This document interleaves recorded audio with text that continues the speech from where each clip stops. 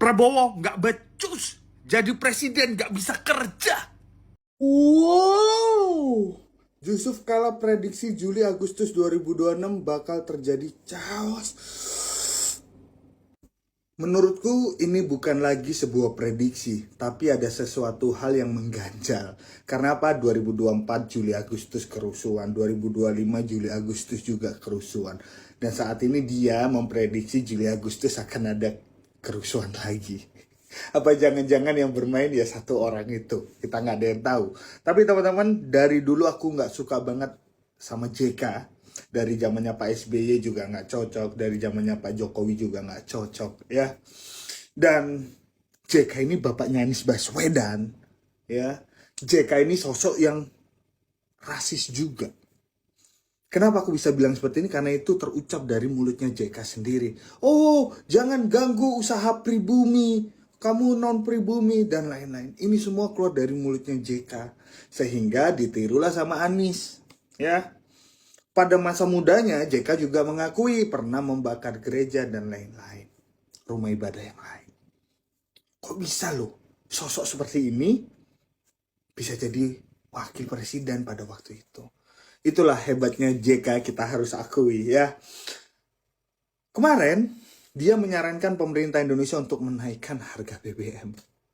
Tapi, puji Tuhan, pemerintah tidak menaikkan harga BBM. Seandainya harga BBM kemarin naik, aku yakin akan ada kerusuhan. Ya bisa ditebak lah ya, siapa dalangnya gitu loh. Kalian juga bisa tahu JK itu seperti apa di Indonesia Timur, berkuasa seperti apa. Ya, sangat disayangkan adiknya mantan wakil presiden juga ditangkap karena kasus korupsi. Mengerikan. Jadi teman-teman, hati-hati dengan Chaplin. Prabowo nggak becus, jadi presiden nggak bisa kerja. Iya, Pak Prabowo memang nggak bisa kerja kalau sendirian. Pak Prabowo butuh kita semua untuk menjaga kesatuan Republik Indonesia ini. Kita bersama-sama bergandengan tangan untuk menjaga kesatuan, kedamaian, toleransi di negara tercinta kita ini. Kita harus sama-sama memerangi agenda-agenda jahat, propaganda-propaganda jahat dari asing yang saat ini sudah diluncurkan di berbagai media sosial dan lain-lain untuk menjatuhkan pemerintah Indonesia. Kita harus benar-benar bareng-bareng melawan hoax ataupun berita-berita yang tidak benar yang tujuannya untuk menakut-nakuti rakyat Indonesia, membuat cemas, membuat khawatir, membuat muncul rasa benci. Kita harus bekerja bersama. Dan kita semua harus ikut mengawasi segala sesuatu program kebijakan Pak Prabowo dan Mas Gibran yang sedang berjalan, contohnya MBG dan lain-lain hal. Apabila dalam proses itu ada yang tidak benar, ada yang salah, segera laporkan agar segera dievaluasi dan diperbaiki. Karena itu semua, yakin dan percayalah, itu untuk rakyat Indonesia, bukan untuk Pak Prabowo. Jadi kita bantu Pak Prabowo untuk menyukseskan segala sesuatu impian dan tujuannya untuk mensejahterakan rakyat Indonesia dan mengurangi kelaparan. Oke, salam Prabowo Gibran, NKRI harga mati. Komisi 3 DPR bakal gelar rapat kasus korupsi videografer Amsal Sitepu besok. Aduh, ada apa sih dengan hukum di negeriku tercinta ini? Semakin banyak orang yang membuat main dan semakin lucu. Seharusnya hukum untuk menghukum orang yang bersalah, tapi akhir-akhir ini banyak sekali hukum untuk mencolimi orang lain. Singkat cerita, Amsal Sitepu ini adalah salah satu vendor videografer ya, dan dia dapat kerjaan untuk membuat profil salah satu desa dengan budget 30 juta. Tapi saat ini Amsal Sitepu dijadikan tersangka tunggal dugaan markup harga tindak pidana korupsi. Di mana gitu loh. Padahal di persidangan saksi mengatakan hasil yang dibuat oleh Amsal Sitepu ini sangat-sangat bagus dan memuaskan. Tapi JPU mengatakan bahwa videografer ataupun ide-ide itu harusnya gratis.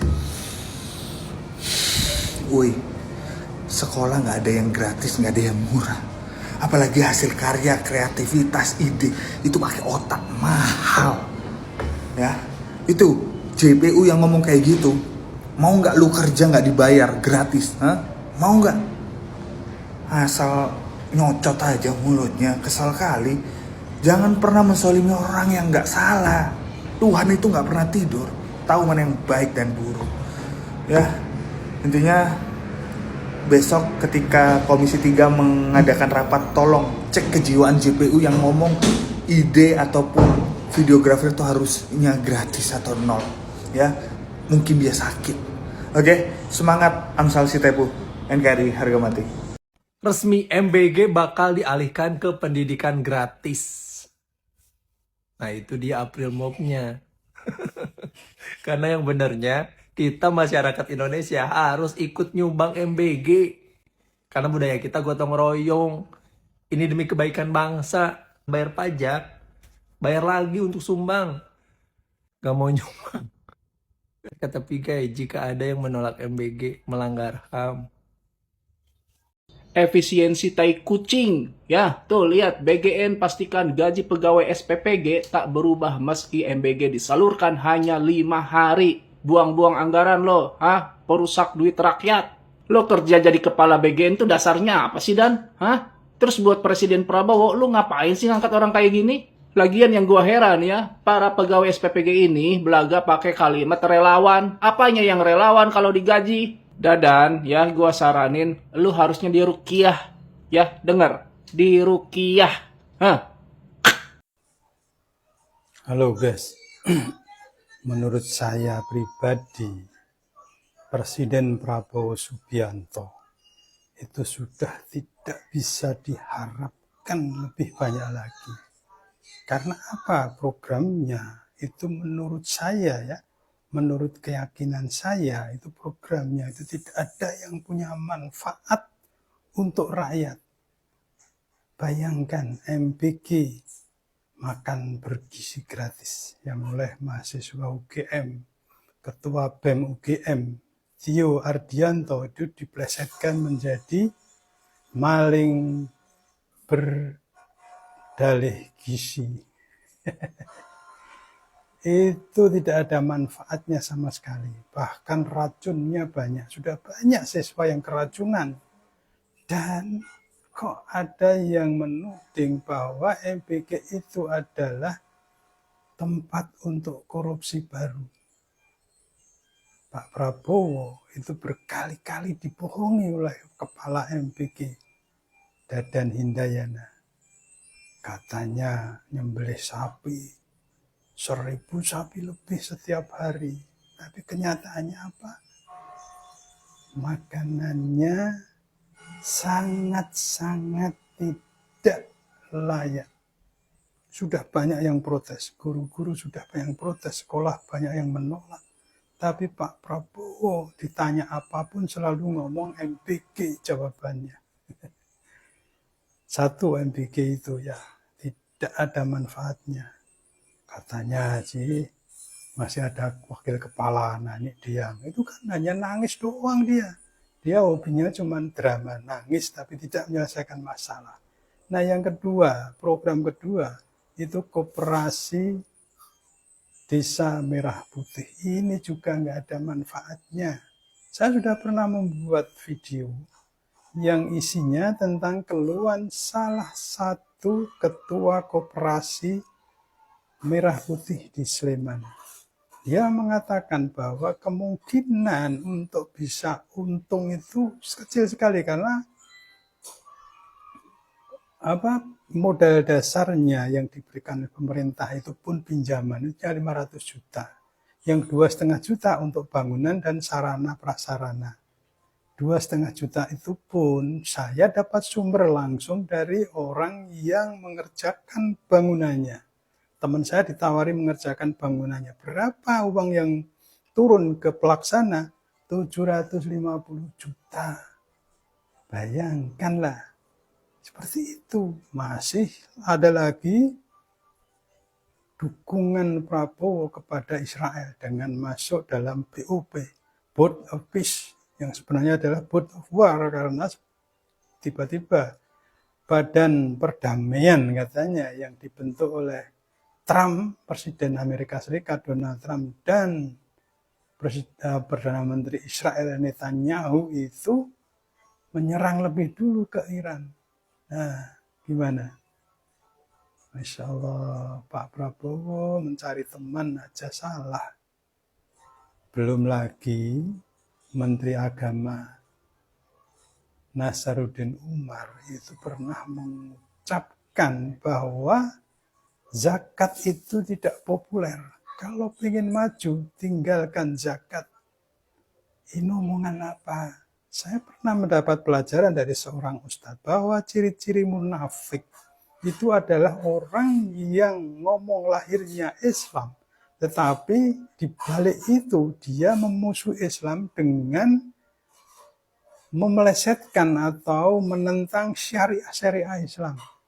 Itu orang munafik. Jadi silahkan disimpulkan sendiri apa yang dilakukan Menteri Agama Nasaruddin Umar ini, apa silahkan disimpulkan sendiri. Yang kedua, ada Menteri Mensekap, Menteri Sekretaris Kabinet tadi, Letnan Kolonel tadi, itu yang pokoknya, ilmu pokoknya. Ini kita lihat nanti ya. Yang satu dari Nasaruddin Umar, yang satu ilmu pokoknya dari Teddy. Lalu apa yang kita harapkan dari Prabowo kalau seperti itu? Saya dulu pendukung Prabowo. Sebelum dia bergabung dengan Jokowi, saya adalah pendukung Prabowo. Sampai saya itu agak renggang dengan adiknya Pak Jokowi, Hari Mulyono almarhum, karena Hari Mulyono tahu bahwa saya mendukung Prabowo. Tapi nggak apa-apa, sudah berlalu. Dan saya sekarang tidak mendukung karena dia masuk ke Jokowi, dan ternyata saya tidak mendukung itu benar, karena ternyata tidak bisa diharapkan. Ini kita lihat apa yang diungkapkan Nasaruddin Umar dan apa yang diungkapkan Teddy. Silahkan disimpulkan sendiri apakah kita masih bisa berharap pada presiden dengan rezim seperti ini.